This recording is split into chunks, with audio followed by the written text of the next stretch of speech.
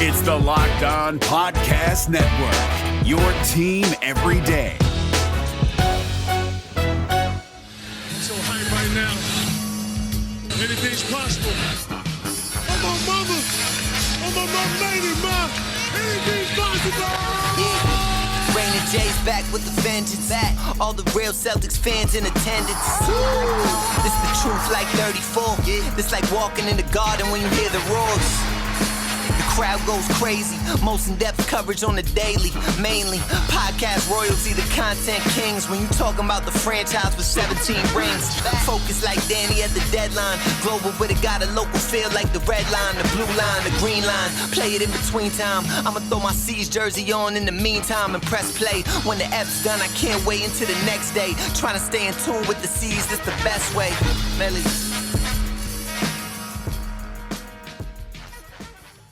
Hey there, welcome back to the Locked On Celtics podcast. Thank you for making this show part of your daily routine. I'm here for you Monday through Friday with brand new podcasts and not slowing down right now in the off season. Maybe I'll dial it back a little bit later on, but right now still going strong with 5 shows per week. I'm John Karalis. I cover the Boston Celtics for Boston Sports Journal, and I'm the author of the Boston Celtics All-Time All-Stars, a book that is available everywhere books are sold. And if you want a signed copy as a gift for Father's Day, you can go to my website, johnkaralis.com, get a signed copy. Tell me what you want written in there. I'll put a personalized message in there for you, and you'll have a great gift for Dad for Father's Day or a gift for anybody for any day, whichever. I am going to be talking about Evan Fournier. We've been doing the daily individual going through player by player and players that are going to have like the huge storylines from this upcoming offseason. And Fournier is going to be a big one because he obviously they traded for him and it's part of the Gordon Hayward thing and so much to parse through. By the way, today's episode is brought to you by Locker Room. Download the app. Join me this week. Generally on Fridays. If I miss it on Friday, I'll get it to you on Saturday, but make sure you follow me at John Karalis on Locker Room. And you will get a notification. Locker Room is changing the way we talk about sports. I needed help to discuss Evan Fournier. So let me bring in Keith Smith, who you know from the old Twitter machine and now on Spotrac, and also has a very successful Locker Room presence. Keith, what's going on, man? That was too kind. I mean, I guess I do all right on Locker Room, but I'll take it. Yeah.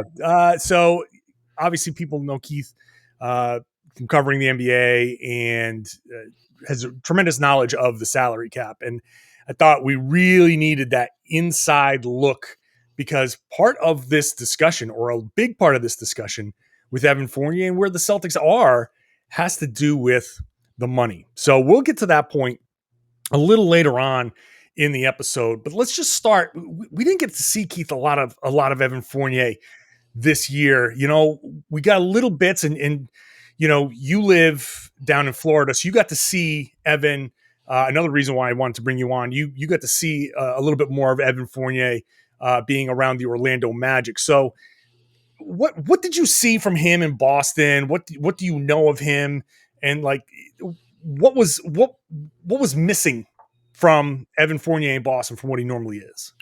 Yeah, it was really cool to see Evan grow into the player he became. He came to Orlando as kind of a just toss in on a draft night trade that was made. And then he was there when they had Victor Oladipo initially, and it was like, all right, we don't know what this guy will be. Then Aaron Gordon came in. It was like, all right, well, can he be a small forward? What's Gordon going to be? Then they traded for Terrence Ross, and that kind of kept going. But, you know, in the end, it was Fournier who was kind of, well, I guess he wasn't the last man standing because Ross is still here, but and Gordon got traded the same day. But Fournier kind of hung on throughout all of that, despite, you know, kind of constantly being like, is this guy going to be upgraded? Played himself into a pretty nice second contract with the Magic after his rookie deal expired. So he good playmaker off the dribble, can primarily a scorer, but he understands, you know, who to pass to and when and where to hit the passes. That's something that I think we saw a little bit more of with Boston, just because he was playing with better players than he did throughout most of his tenure in Orlando. Defensively, he's okay. He's not going to set the world on fire, but if you have a solid scheme with solid defenders around him, he's going to do okay in that situation. And then, his scoring game is based a lot off the dribble. He can hit spot up shots when he's open, but he's going to do a lot more off the bounce, and whether that be coming off a screen and a couple dribbles into a jumper, or kind of getting downhill and getting all the way to the basket. He's better than people, I think at that, because he's got pretty good size. He's not the strongest guy in the world, but he's a legit 6'7" or so, can really get in there and finish among the trees, or he's very comfortable dropping it off to a big or kicking it out or whatever it may be. So I think Celtics fans did not get to see the full versatility of his offensive game, because at the beginning he clearly wasn't comfortable. He was figuring it out, and then after that he was battling back from COVID. And I think by the time the playoffs rolled around, he was okay. That's been the question mark: is he a good playoff player or not? Because in his couple stints with Orlando, he wasn't great, and then he was kind of hit or miss against the Nets this year. Yeah, it was kind of a shame. I mean, they get Evan Fournier, then he has the false positive, which costs him a game. Then he's actually positive, and then he has like the worst possible kind of COVID, where the return, when he described it like a concussion. Oh, awful. Geez, that was like, man, I feel bad for these guys. And this is the big question with Fournier. So people say, hey, look, you got him for a couple of draft picks. You got him for nothing. I don't really look at it that way, because it was the Hayward traded player exception.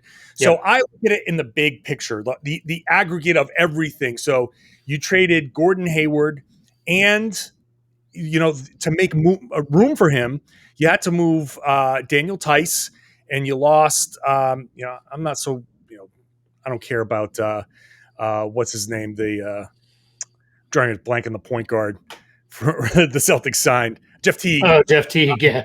Well, that's how long he was here. So, but look, and they also, who else did they give up in that deal? They gave up a couple seconds in the Hayward trade. Real seconds, their own seconds that they gave up, because that was kind of the enticement for Charlotte to even make it a sign and trade. And then $17 million of that trade exception was pretty big too. So Javonte Green. And Javonte Green. Yep, that's the last name I was missing. So really, was 4 second-round picks: Gordon Hayward, Daniel Tice, Javonte Green, and what you get out of it is Evan Fournier. So as of right now, that's kind of like a lopsided deal. Sure. That obviously wasn't the plan, and there's still $11 million left, and that's another discussion for another time.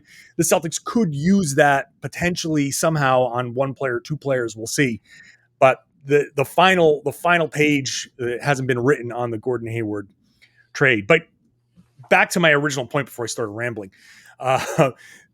Getting Fournier here, for all of that, it does, I think, put a little bit of pressure on the Celtics. But I wonder if, now that Brad Stevens is in that seat, in that president's role, if that was part of like the plan. Like, okay, get Ainge out. Now, if Brad Stevens doesn't want to re-sign Fournier, or if the ownership group says, hey, this is your limit on Fournier, X, and don't cross that, and if they lose Fournier, it's not Brad's fault. It's Danny Ainge's fault. It's Danny Ainge's failure. Yeah, that could definitely be a part of it. But I've been saying all along, right? Boston only has 3 free agents. I guess 5 if you count the 2 two-way players. But, it's Fournier, Luke Cornett, Semi Ojeleye.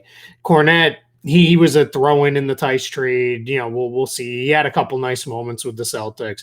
Ojele's clearly the guy who's been around the longest. And then you get Taco Fall and Tremont Waters coming off the two ways. And then Fournier. So we're going to find out to some extent how Stevens feels about each one of those guys.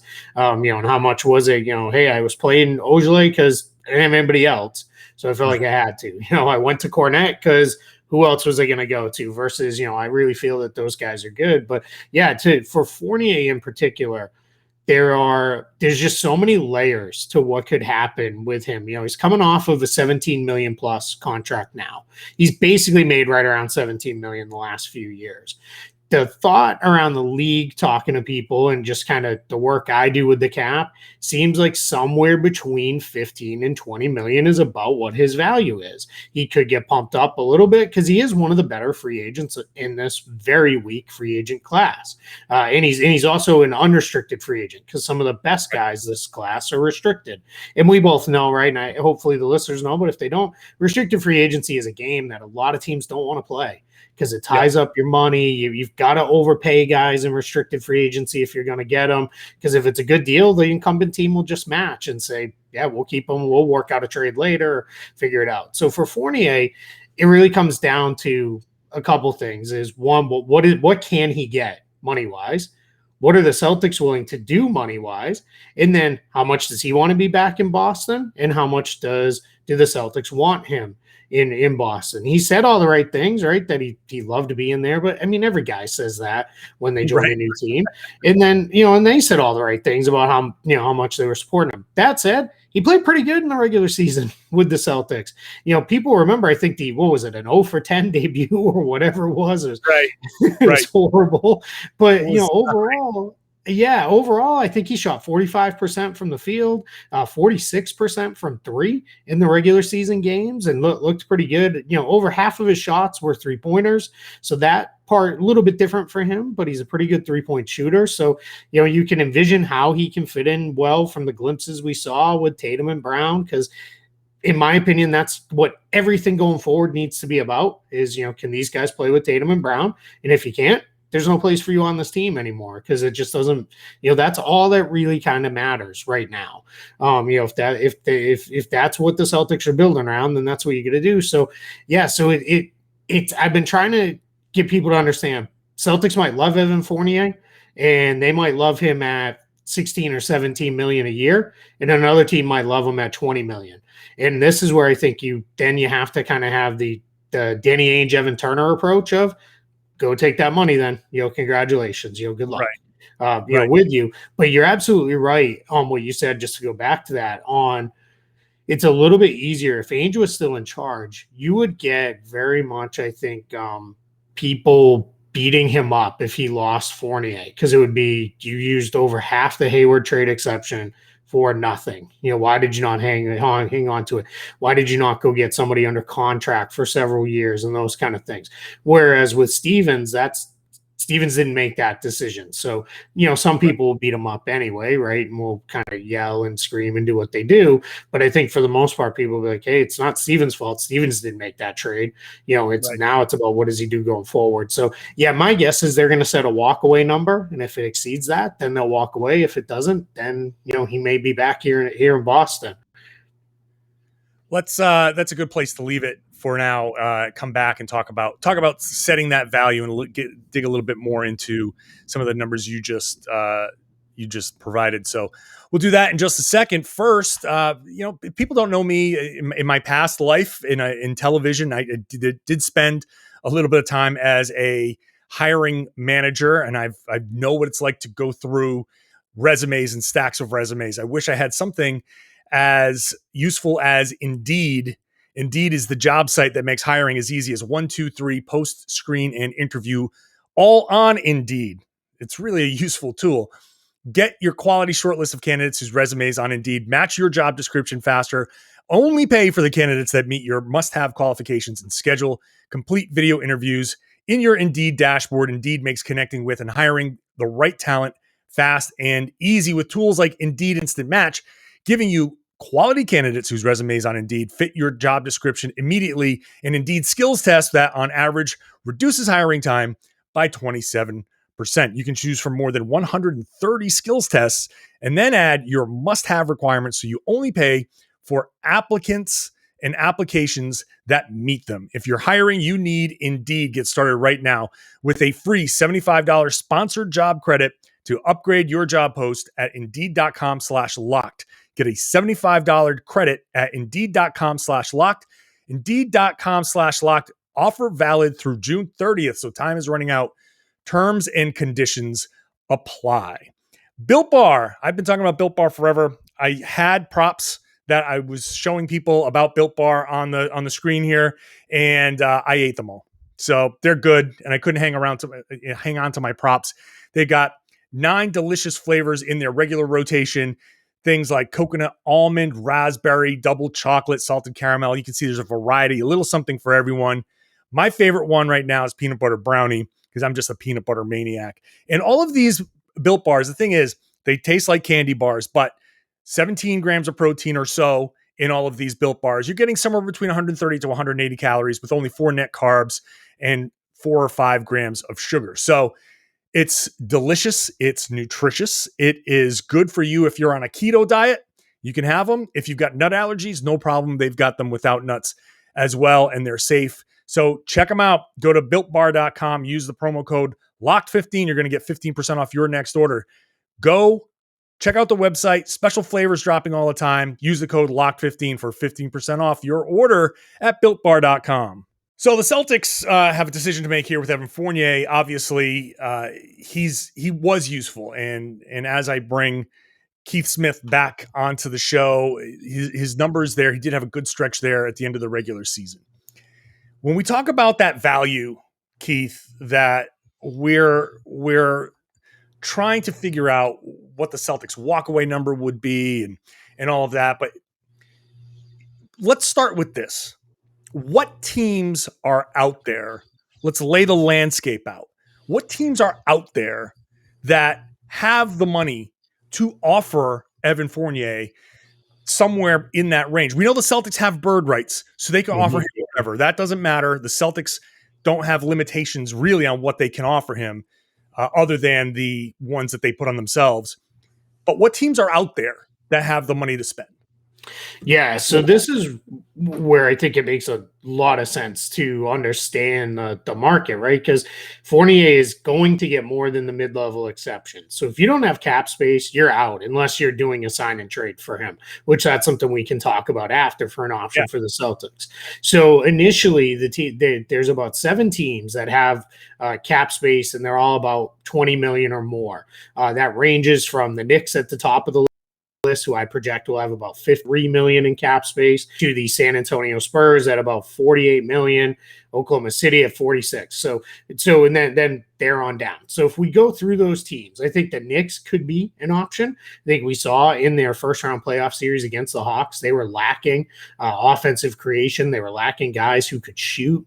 So I think that could be in the mix for them. But their challenge is they'd probably want to keep that to a very short-term deal. Now, what they could do is they could go get Fournier and really overpay him on a 1 year or 1+1 deal or something like that, where he makes a ton of money in 1 year and still gives the Knicks a bunch of flexibility going forward. Spurs, they don't seem overly likely. They've got a bunch of guards and wings and younger guys that I think they like quite a bit. Oklahoma City, we know they're not spending money on a guy like Fournier right now. Dallas Mavericks, they would come up next at $34.5 million. I think they've got other plans, but if you kind of strike out on those other plans, I think Fournier could be there. And I don't think Fournier is going to be number one on anybody's list, that they're going to be pursuing him right out of the gate. Toronto's not going to do it. Memphis becomes an interesting team with about $22.7 million. That's if they move off of Justice Winslow. Fournier could really help a team like the Grizzlies as a wing creator and a guy who can shoot. That team really needs guys like that. And then the last team, oddly enough, is the Charlotte Hornets, who I don't think that would make a ton of sense. I think they'd rather just keep Devontae Graham home there and give him a new contract. But if something happened there, that would just, Celtics fans probably won't think it's very funny, but I would think it's kind of funny to, if they went that route again, and maybe Boston could convince them to do it as a sign and trade, and then we kind of roll it over into a new. That would be fun, huh? Another right? Charlotte Hornets. Yeah, people would absolutely lose their minds. So so we'll see, right? So that's kind of what the teams that can offer him more than the mid-level. Then you get into sign and trades, and you could probably look at 5-6 teams in the league that maybe would want to do a sign and trade for a guy like Fournier and bring him in. So that becomes kind of the market you're looking at there. But the sign and trades, right? The Celtics have to agree to that. Fournier has to want to go to the team, just like we learned with Hayward last year. So that kind of sets your market. Now, what teams are going to overpay him. Like I said, maybe the Knicks on a really big 1-year deal. I think of it like what the 76ers did with JJ Redick a couple years ago, where if it's all right, there's nothing else to use, but hey, Fournier, we'll give you $25 million for 1 year because we got to spend money anyway. What if they swooped in with something like that? Does that become more interesting to him? And then he's in the New York market and all the things that kind of come along with that there. But I think you're looking at a contract again somewhere between 15 and 20 million starting salary for Fournier, and I think that the question of is that doable for the Celtics becomes what else do they do with their roster and how willing and how deep into the luxury tax are they willing to go? That's the heart of the question here.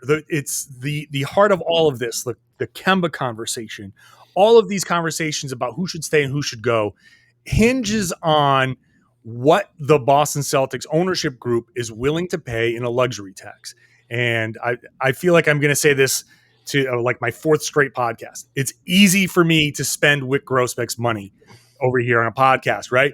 But I don't know what limitations we can say, but their value has grown to $2 billion. They bought the team for like $300 million, whatever the number was, and now it's a $2 billion team, a $3 billion team.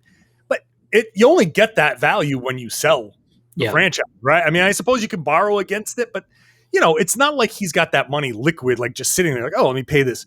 So I understand there are limitations. I know that Boston is in a different financial position than other teams. They don't own their own building, which other teams do, and that helps in the overall kind of revenue creation. They don't get money from the concessions that they sell. They have to pay rent, which sure it's probably a good deal, but they still have to pay rent as opposed to a mortgage and owning their own building. So it's different. Their regional network doesn't make as much money. They don't own their regional network. They own a part of NBC Sports Boston, but they don't own the whole thing. So I get it. Not as much money is coming in, so it's not as much money is going to go out. And so I understand there are limitations in Boston. The question now, okay, you still have to build a team around Jaylen Brown and Jason Tatum. The Celtics probably don't want to go too long-term with Evan Fournier either, right? Mm-hmm. They're not. I don't know if they're going to go. They're not going to go 5 years. They're not going to go beyond what Jaylen Brown. Jaylen Brown's got 3 more years on his contract. So, do you think they go beyond 3 years for Fournier? Yeah, probably not. My guess is they would much rather have it be like what I call a 2-1, which is 2 years with a team option attached to the end, or some kind of non-guarantee or something like that. And sometimes you pay a little bit more in those early years to give the guy that, or give yourself that flexibility on the back end. Because I think the challenge for the Celtics is right now you don't want to extend money much past when Kemba Walker comes off the books. And you have to kind of approach things until he's not on the team anymore, like he is on the team. So you have to plan that he's going to be on the team for the 2 years left on his contract. So I think what happens ultimately there is they're probably going to look at that and say, all right, well, in 2022, maybe Walker comes off the books. Probably not, because he's going to pick up that player option at this point. So we're really looking at 2023.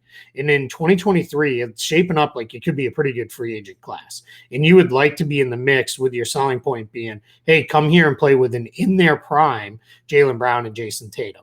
Right. And hopefully maybe a couple of the young kids have panned out by that point. And there's our depth pieces. We've got the 2 all-stars. Come in, be that third guy, and here we go. Now we're ready-made title contenders.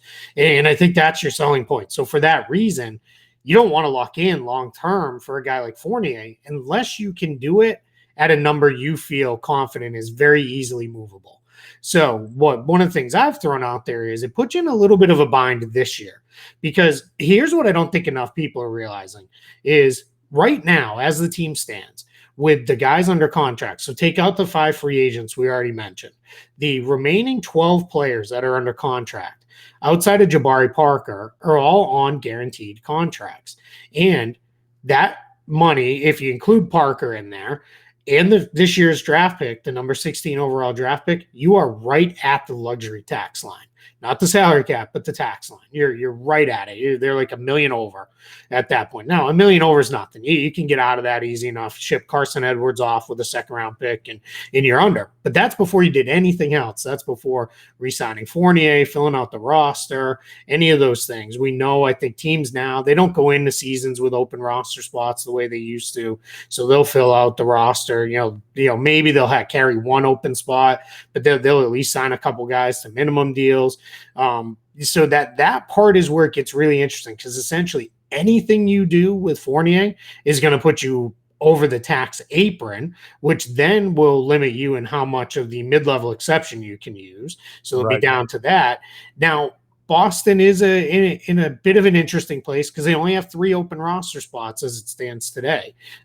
You're taking out the two-way spots, because they've only got the 3 free agents. But if you re-sign Fournier, I know a lot of people really seem to want them to re-sign Luke Cornett. So even if you brought Cornett back on a minimum or close to it, you're well into the tax, and that's the challenge. So now, if you're Brad Stevens in the front office, one of the conversations you need to be having is, can we start the year deep in the tax and then work to get out of it as the year goes along? And if ownership's in agreement with that, or at least lessen it, what you could do with Fournier is start him at a higher number, maybe start him around 18 to 20 million, and then have that contract decline over the life of the deal, because then it becomes that much more movable. Because I think Fournier, the eye test tells me, all the stats tell me he's going to age fine. He's not somebody who's going to fall off a cliff in the next couple of years. He should be fine for, the life of a 3 or 4 year contract. And if you have that contract decline over the life of it, now you're in a better place because it becomes easy to move. It could even become something, if he's a great fit, you could really work around it. But they've got a lot of things to answer. Now, I know this isn't the Kemba Walker podcast, one of 1,000 you'll probably do this off season. Right. But if you move him, now that frees up everything, right? If you move him and take far less money back, then your flexibility increases, tenfold with that. So those are kind of the things with Fournier that I think this is not a cut and dry, re-sign the guy, don't re-sign the guy. There's a lot of other factors that are going to go into keeping him or not. Yeah, this is, man. Okay, I'm going to take another break because we got to pick this. We got to pick this back up here because the numbers and the years and all that stuff, it does get really fascinating with Fournier and all of these external things. So we'll bring Keith back in just a minute. First, BetOnline.ag is the fastest, easiest way to bet on all of your sports action. We know that we're down to the final 4 series going on. The conference finals are next in the NBA. You can still bet on all of those. You can bet in-game stuff. You can bet on, the usual stuff, whatever sport you want. International stuff, it's all there.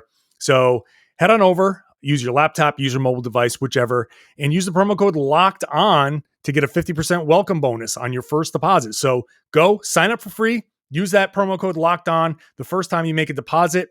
Then whatever that is, $200, $100 welcome bonus with that promo code Locked On. That's how it works. 50% welcome bonus on your first deposit. Don't sit on the sidelines anymore. This is your chance to get in the game at BetOnline, your online sportsbook experts. Please gamble responsibly. Today on Road to the Finals, our NBA playoffs coverage is brought to you by Michelob Ultra. It's only worth it if you enjoy it. And at 2.6 carbs and 95 calories, we can all enjoy the games a little bit more this postseason. And we can enjoy a series in the East. Thank you, Milwaukee Bucks, coming back and evening the series with the Brooklyn Nets. Now, interesting things happening over there in Brooklyn. Kyrie Irving sprained his right ankle. James Harden's still out with that hamstring tightness. If all of a sudden it becomes just Kevin Durant and his merry band of teammates there, I don't know. All of a sudden, the Bucks winning that series suddenly becomes much more likely. Hell, they might become the betting favorites on BetOnline. So we'll have to see how much that sprained ankle impacts Kyrie Irving. Things suddenly changed, and we'll see exactly how hurt James Harden is, because they might have been holding him out and be like, yeah, we're good without him. If there's any chance that he can go, and if Kyrie's out for a while, then that's we'll see Harden back on the floor. But man, that series suddenly got interesting. So grab yourself a couple of Michelob Ultras for that next game. I think the next one's on Tuesday night. That's going to be a fun one. All right, let's get back to the conversation on Evan Fournier, because we are digging deep into the nitty gritty with Keith Smith, and we've got all of these external factors. I love that you laid out because I've been saying it for people for a long time. The Celtics can't bring somebody in on a sign and trade. They're not going to do anything that's going to hard cap them. Even if they do move Kemba, they can't take that risk, because you bring back Fournier, it's too tight. It's too tight. So fans have to understand that the options are limited. The Lonzo Ball suggestions, I'm sorry, folks, if you're one of the people that says, go get Lonzo Ball, they can't. They just can't do it. Now, the question I have, does that make it more or less likely that they go in on Evan Fournier? Because I'm super intrigued by that Knicks possibility. I hadn't thought about that. That Knicks come in and say, hey, you know what?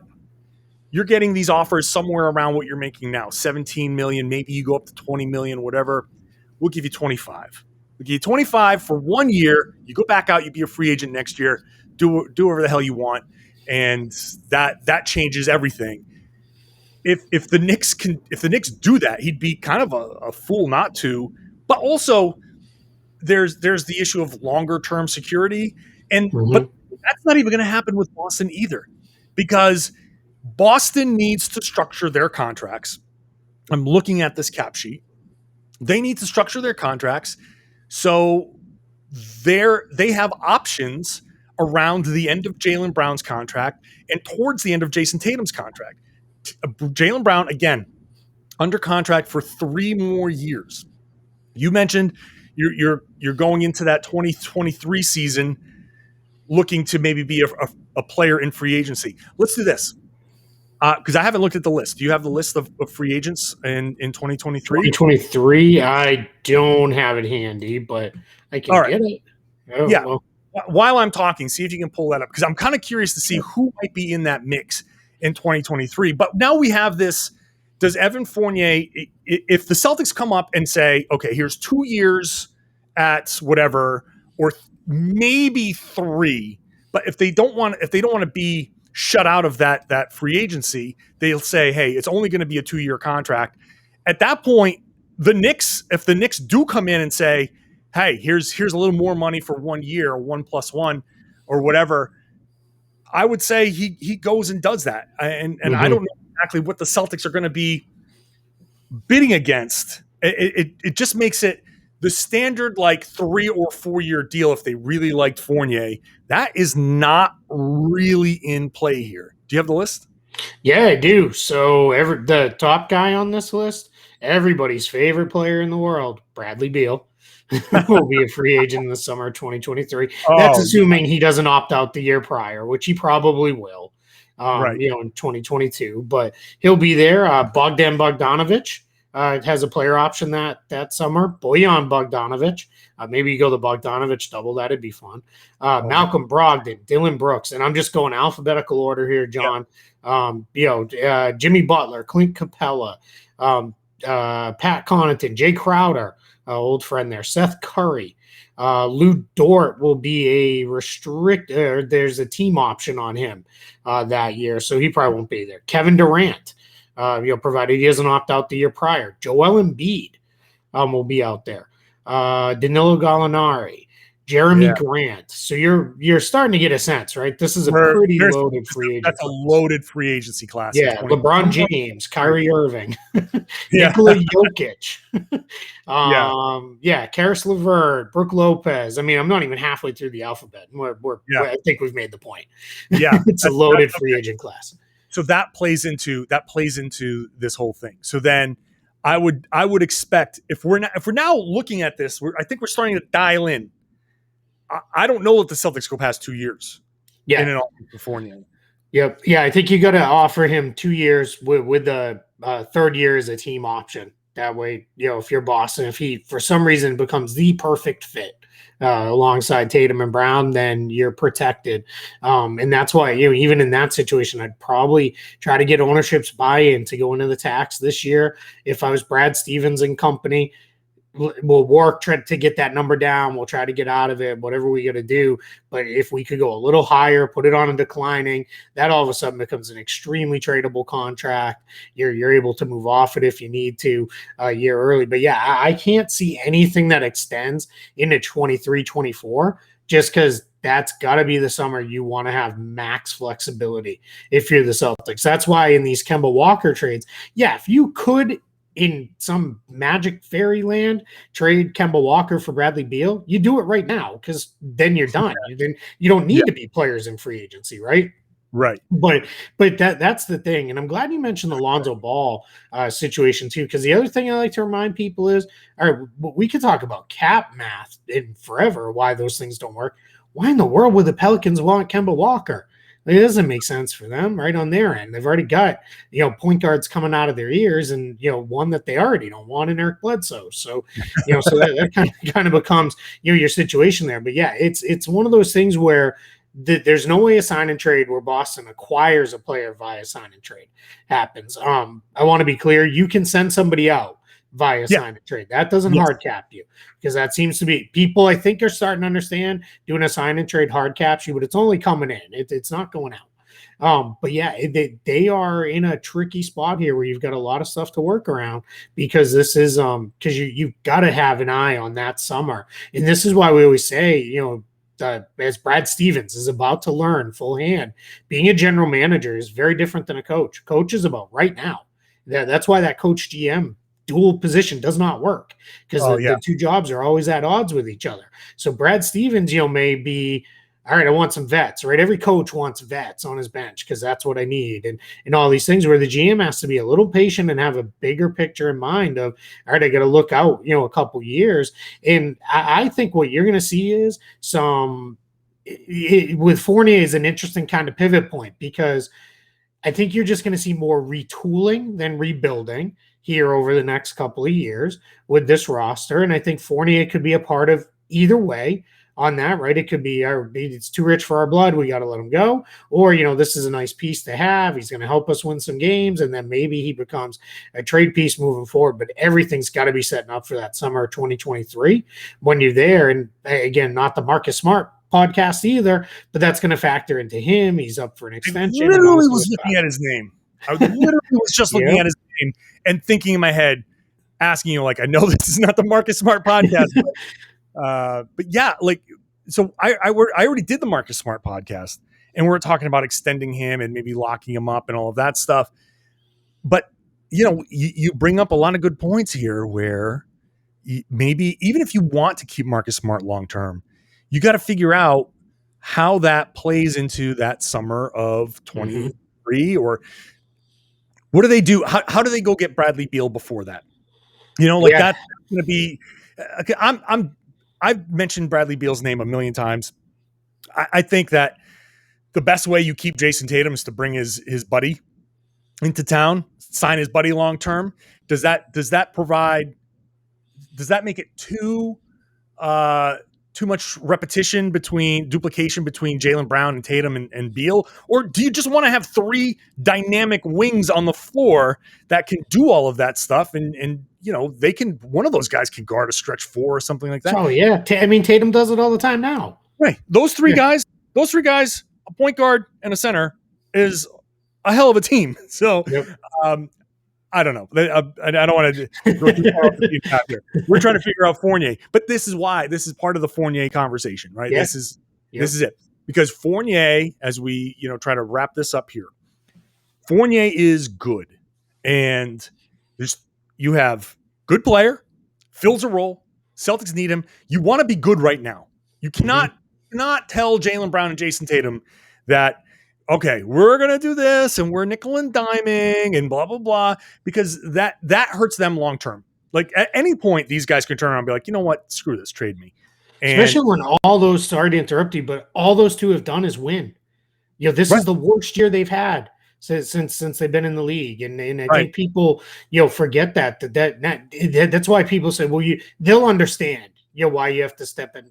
No, they won't. These guys, all they've known is winning. All they want to do is win. The money's there now. That's done. That part of it's solved for them for the next couple of years. They're no longer playing for contracts. Now it's about winning. And we know you get to year 2, year 3 of that second contract and your team's not a contender. That's when immediately those guys start looking and saying, all right, where else? Where could I go?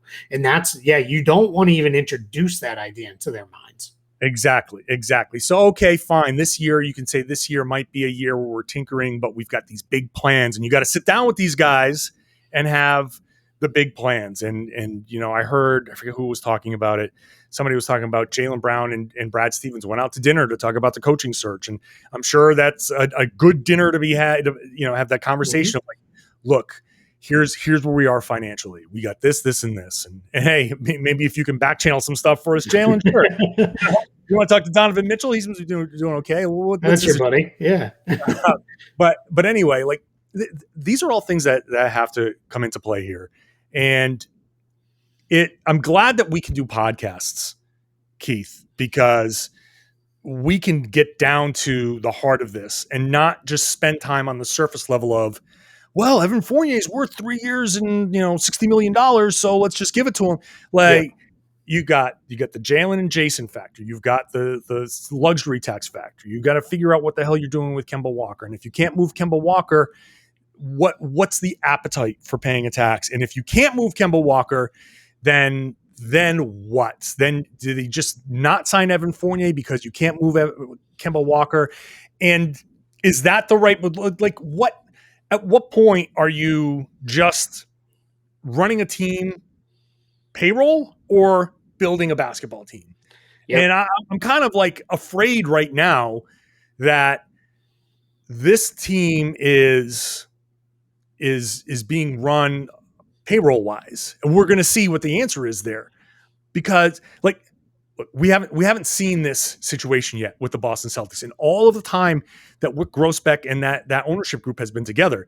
The only time that they've had big contracts is when they traded for the Paul Pierce, the Kevin Garnett and Allen. Like that's when they paid the luxury tax, but they immediately built a contender.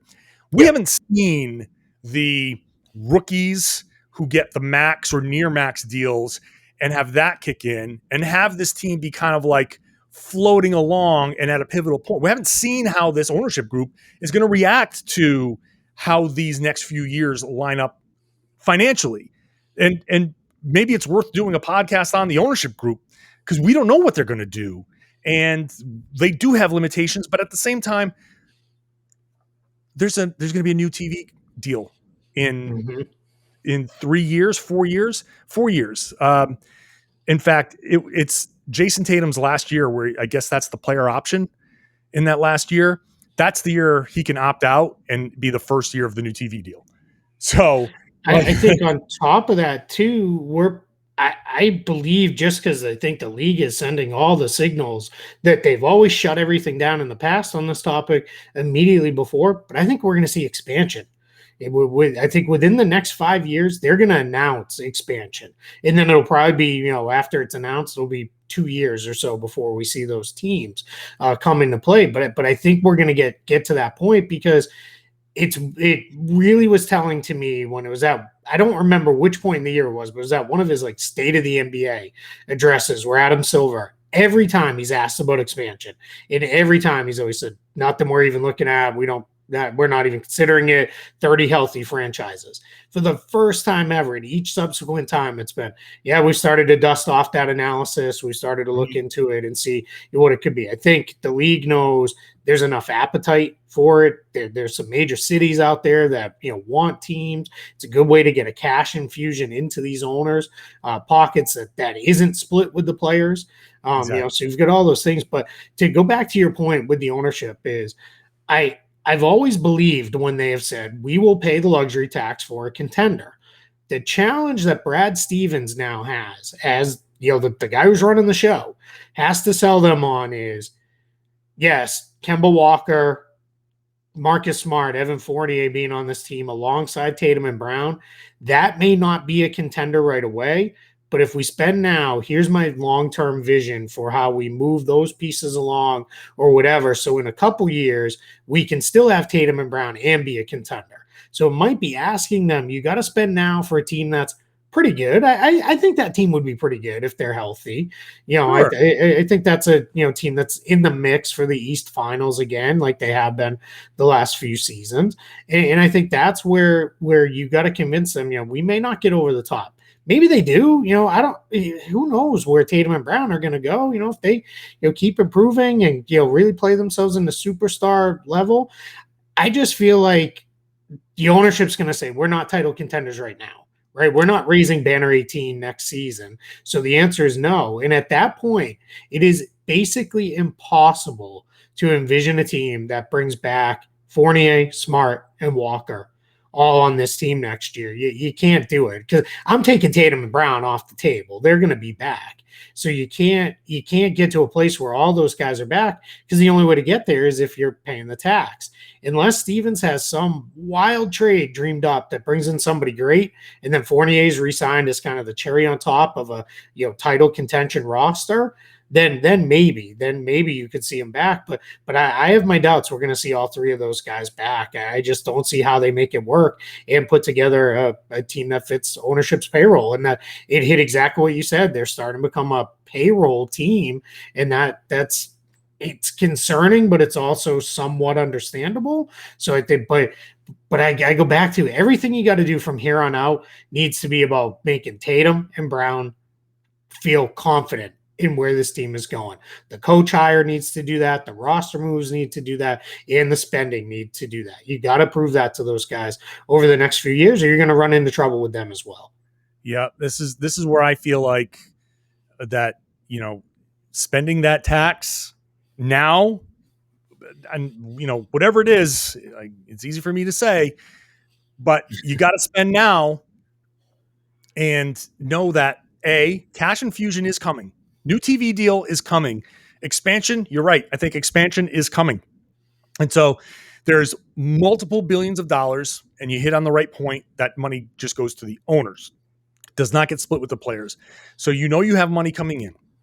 You can borrow if they need to borrow against the team and say, look, we're going to borrow to pay this tax bill. And when this new infusion of cash comes in, that pays off this loan or whatever, however they do it, then that is a wash. You bite the bullet as much as you can. You do what you can. Like, I'm not saying just bring everybody back. You do what you can. Yeah. But yeah, you can't go super cheap. Not right now. Mm-hmm. You can't cheap out and blow it long term. And then once you get that third star, and maybe you find a way to get that third star while Fournier is still under contract, and you find a way to keep Marcus Smart, now all of a sudden you've got yourself, there's your championship contender. And then you can start extending Jaylen Brown. You get him a new contract. You can really build this out long term. I'm so afraid that they're going to go super cheap, and they'll trade away Kemba, and they're going to let Fournier walk and whatever. And I mean, at least I hope at least they can get a traded player exception out of that. It's funny.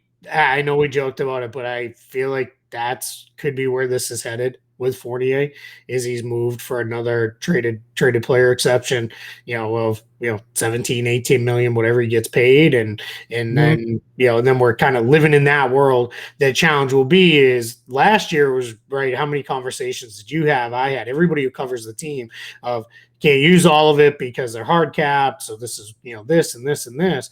It'll be, can't use all of it because it'll push you way into the tax. So, that's going to be an interesting thing. Again, it's not the Robert Williams podcast. He's due for an extension. That's going to be a thing. The good news is they've got enough guys who have shown enough at least that they can move off them. If you need to move off Grant Williams or Romeo Langford or anybody like that, those aren't big individual salaries, but those add up to 7-10 million pretty quickly. If you needed to move off those contracts, that's something that you could do. But this is a spot where I put it maybe more harshly, where if you want to cheap out on the team, maybe sell. I mean, we all, criticize some owners like James Dolan and guys like that for, you think, but he always spends, that if I'm a sports fan, all I want my ownership to do is spend, just spend money. Right. That's it. I just want you to spend to keep good teams together, or spend to make good teams. I don't. Yeah, I mean, I'd prefer it if you don't act like an idiot all the time, but I mean, but spend money. Be Steve Ballmer, right? Go spend money. Because Right. we without getting in any names, we all know there's a million rich people with ties to New England that would love to own the Celtics, as a toy. Right, because that's what these teams are to these owners. They're hobbies, they're toys. Very, very, very expensive hobbies and toys. But yeah, and then to your point, yeah, get out of it. Make your $2 billion, $3 billion, whatever it is the team would sell for. Hey, why not put 25% of the team up for sale? Yeah, it's have somebody in there, like a minority owner, or 49% of the team up for sale, and get a $1 billion infusion of cash, and say, all right, like that's. You still don't give up controlling share, but you got somebody with some cachet in there. Yeah, that absolutely. That could be an option. All right. Got to wrap things up. We went way long, but we went way long because you were great, Keith, and there's so much great information here on Evan Fournier. And we'll see what the Celtics do.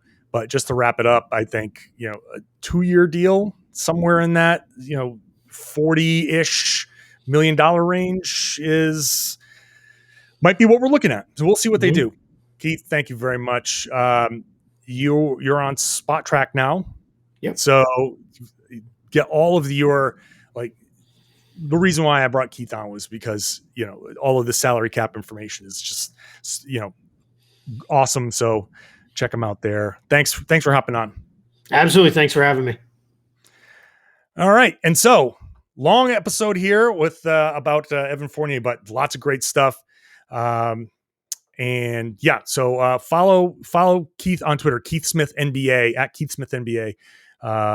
And that was awesome. All right. Thanks for listening, everybody. If you haven't subscribed to the podcast, or if you're new to the podcast, please subscribe wherever you get your podcasts. Also on YouTube, watch the show on YouTube, because we're on YouTube now, and share the podcast. Tell your friends that they should be listening to the Locked On Celtics podcast here on the Locked On Podcast Network.